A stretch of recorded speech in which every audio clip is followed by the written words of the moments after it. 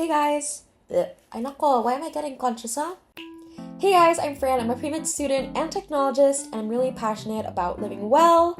I came across this video by Anna Howard the other day, and when I heard the word digital garden, I got so excited because it's been quite a while since I've heard that on my Discover page. If you're not familiar with digital gardening, that's okay. It might actually be better because you can think more loosely about what a digital garden is. But basically, digital gardening is the process of creating a space online where you continually collect, nurture, and synthesize your ideas and curiosities. This is what my current digital garden looks like. It's simple, it's elegant, it's efficient, but most importantly, it is effective.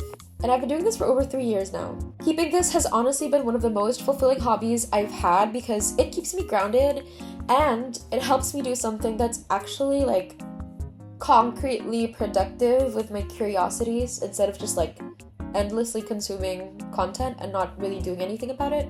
I started as a completely non-technical person, have tried so many different ways of doing it, so today I thought I'd share what I wish I knew before and during the creation of my digital gardens. This won't be a step-by-step tutorial on how to make one. It's going to be more of the learnings that I've had from years of trial, error, and experimentation. I'll try to put the timestamps somewhere here. Wait, this is so organized of me. Wait, timestamps.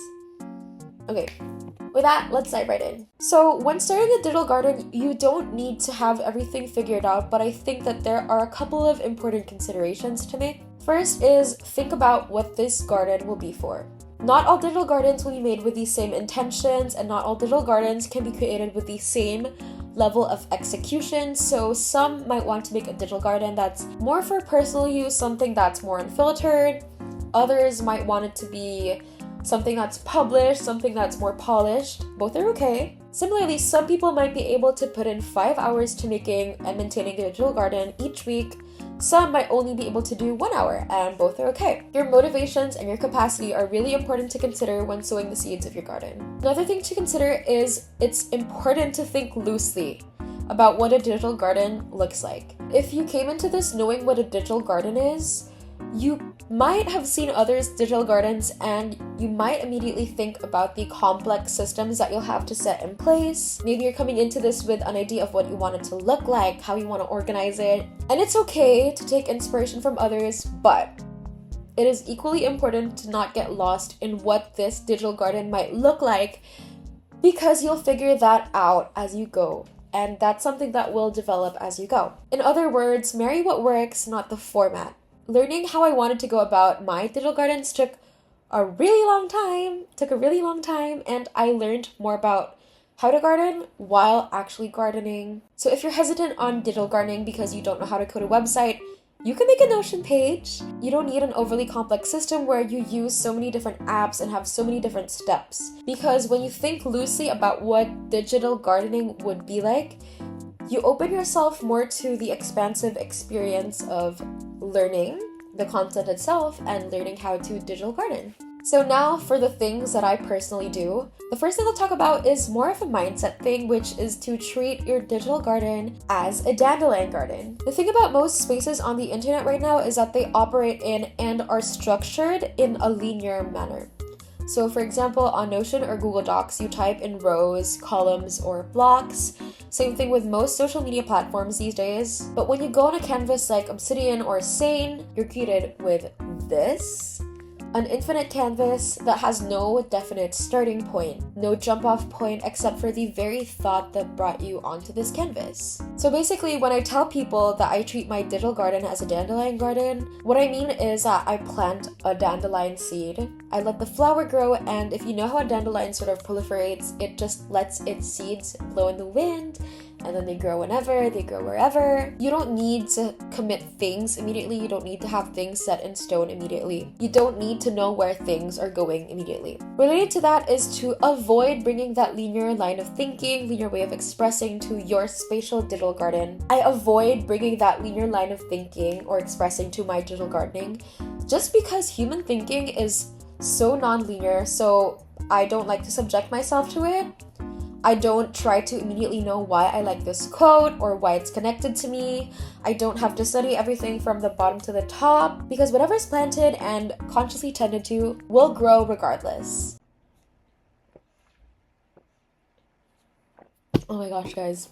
I'm a yapper, but talking talking to yourself on a camera for 7 minutes, my mouth is getting dry. I love my baby roommate. Anyway, even though I treat my digital garden as a dandelion garden, I can't be completely all over the place, right? So I need to have some structure to effectively organize, keep, revisit, retrieve, connect information at some point. So let's get into the more technical stuff, I guess. I keep my digital garden set up really simple, and I think that this is one reason why it works so well for me. I use one app. It's very simple. I use the app Obsidian on both my phone and my laptop. Not sponsored, but girl, I wish. And another one I won't get too into right now, but deserves a special mention 1000%, is Aree.na, which is one of my favorite places to keep ideas and learn from and with others. Okay, so how do I set my Obsidian up? I do have an organization system. Again, I just keep it really simple and do not overcomplicate it at all. I have 7 folders: concept, general idea, personal realizations and observations, questions, quotes, rules and laws, and thesis. Thesis is basically the assumptions or the conclusions that I have. Because you know how sometimes, like, you arrive at a conclusion, but then you also want to question the different bits of info that led you to thinking that? Yeah, that's why I have a thesis category. So besides these different folders on the sidebar, I also have 7 hashtags, which are the same names as the folders I've made. So the hashtags are also concept, general idea, and so on. These categories were inspired by one of my most favorite creators ever, Elizabeth Phillips, but also it's kind of like a mix as well of seeing what works and what doesn't. But anyway, when I add each node to my digital garden, it gets organized in 2 ways that I keep as a standard for all nodes, notes, ideas. Each note needs to be immediately placed in its folder, and each note needs to get a hashtag because this keeps it organized both in the folder system and in the graph system. Yes, I treat it as a dandelion garden such that I'm open to seeing how gardening evolves, but also I give myself the necessary structure to retrieve and connect information later on. Okay, the next thing that I do that might not work for everyone is I add things in manually, as in I pretty much type everything in. I used to have a setup that automatically imported everything I would highlight in my readings, but currently I don't rely on mass or automatic importing. There are a few reasons I don't do this anymore, which is first, not everything I highlight in a PDF is something I want to take in my digital garden. Sometimes I highlight things just because they're funny or just because. The point is, I like having multiple layers of filtering because I want my digital garden to be the most valuable and aligned ideas, not just another digital space where I mindlessly jump ideas and then abandon them later on. 2 is that I like re-engaging with the content that resonates with me. The whole idea of a digital garden is to engage deeply with the content I consume, so sometimes this will mean having to type down the thing that you read in a book from 5 years ago. This is just what works for me. Takeaway, I like to add things in manually because I like the relationship I foster with the ideas in the process. Next and lastly is I separate personal and public gardens. I know a lot of people who have websites for their digital gardens, and I even had a website for mine before too. I think the whole premise of learning in public is so beautiful, but I just found that for everyday this was not for me. I separate personal and public gardens because it helps create the space for me to add in and process my thoughts without fear or without tending to any subconscious desires to perform or be on. Maybe this is just a me thing, but for example, because I have a digital garden now, I am able to add new notes on a whim with less worry that I'll put something wrong, or without worrying too much about maybe what if I didn't word something at its best. I guess in other words, to me, having a digital garden gave me the space to be the most human, which allowed me to tend to these ideas the best. But also, I definitely think that making a public digital garden is something that's worth looking into. Anyway, so those are the main things that I take note of and wish I knew before and during the creation of my digital garden. I was a bit worried that this topic would be a bit ambitious, especially because it's one of my first for its kind.